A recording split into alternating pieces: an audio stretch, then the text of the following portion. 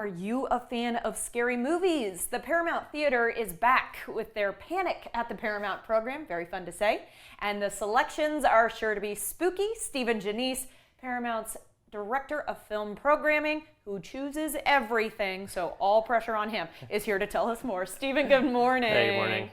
This is really fun. Third time you're doing it. It starts tonight.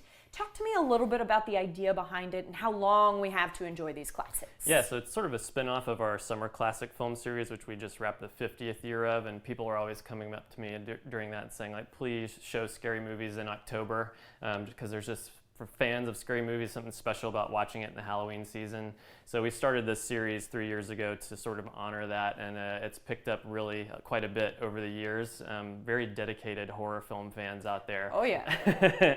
And so we've got 5 nights worth of movies this year that we're really excited for. 5 nights worth of scares. Okay, tonight is when it starts, as I said. It's a double feature. Tell us about it. Yeah, so tonight's is sort of a meta double feature because it's 2 films that take place in a movie theater. So I think what better way to kick off a series with scary movies in a movie theater, but the 2 films are Demons and Popcorn, so a little bit off the beaten path. If you're a horror film fan and you've not seen Demons and Popcorn, you really should stop by because they're sort of fun, campy type riffs on horror movies. The first one's like an Italian production produced by Dario Argento, who horror fans will know. He made movies like Suspiria, about an audience at a film screening gets possessed by demons and start going crazy, as you would expect in an audience. You used a word when you talked to us about this film that, like, a lot of gore was what I picked up. Yes, this is it's if you're a fan of Italian horror movies, you kind of expect that going in. Okay. That's for a group that is not me. I didn't know Dario Argento, you're going to expect that going in. And then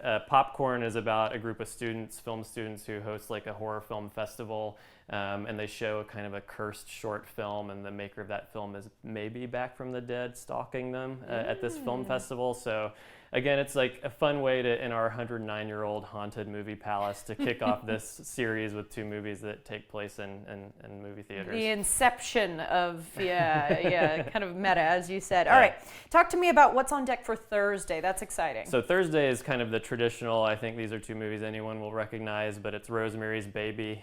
My mom was terrified when she saw that movie. She was pregnant, I think, with one of my brothers at the time, and she was like, well, this was a horrifying movie to watch. Talk about meta. Yeah, absolutely. But kind of an iconic performance by Mia Farrow in that movie, and again, kind of probably top 10 horror movies all time. It's on all the lists, and that's a double feature paired with Candyman, which is another, I think, one of the absolute scariest movies of all time, and another iconic performance in the title role by Tony Todd. So these are 2 characters that sort of have defined horror movies, and I think to be able to get to see both of these in a 2-for-1 double feature is going to be a really good treat.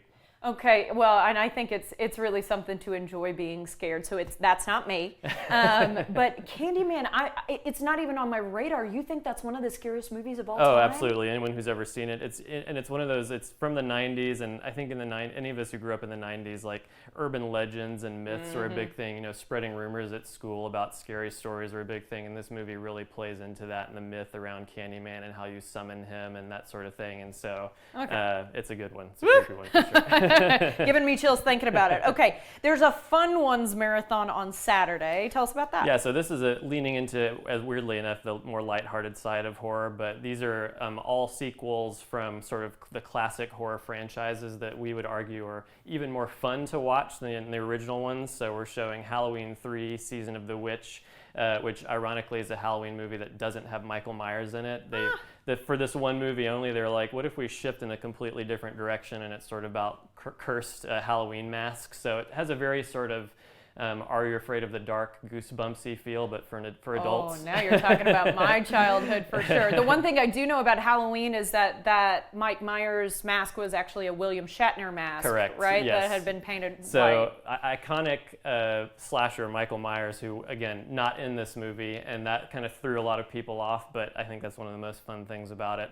So we're pairing that with The Return of the Living Dead, which was a sequel to the classic Night of the Living Dead, a zombie movie, but it's from 1985, and it's sort of a punk rock take on Living Dead, and so, again, very weird directions for those 2 movies to go in. And then that night we're doing another double feature, Nightmare on Elm Street 3, Dream Warriors, so that's, of course, Freddy Krueger, And it really goes all out with the concept of Nightmare on Elm Street and the idea that he can come into your dreams and the fantasy elements of those movies. What was set up in the original, which is one of the great horror movies of all time, this one really kind of takes it to 11. And we're pairing that with Texas Chainsaw Massacre 2. The first one, the original one, is celebrating its 50th anniversary this year. And again, the sequel, as you can see in this poster that kind of it riffs on the Breakfast Club poster, but with the characters. It's like a zany comedy version of the Texas Chainsaw Massacre, which again is adjectives you wouldn't expect for that franchise, but that's what you get in that movie. You got me. I did show my fiance for the first time the other night Tremors, which is like, as far as like campy, silly, kind of a horror movie. Yeah, and Horrors 2 and Tremors 2, Tremors 3. They're going to be on repeat for Halloween season for us. Yeah, it gets weirder over time, some of these 2s and 3s. Yeah. Okay, Sunday matinee for the family. So we've got something that maybe the littler ones can it's maybe a gateway for kids to get into horror movies, but it's a animated classic, The Nightmare Before Christmas, with just gorgeous music, great voice cast, and the character Jack Skellington has become sort of an iconic figure. You can't go into a store at Halloween without seeing Jack Skellington stuff, and it's just, again, such a gorgeous movie and a type of movie that they don't really make that much these days, and so to see that on the big screen is a real treat for everybody. Tim Burton at his best. Okay, and tell us about your special closing night.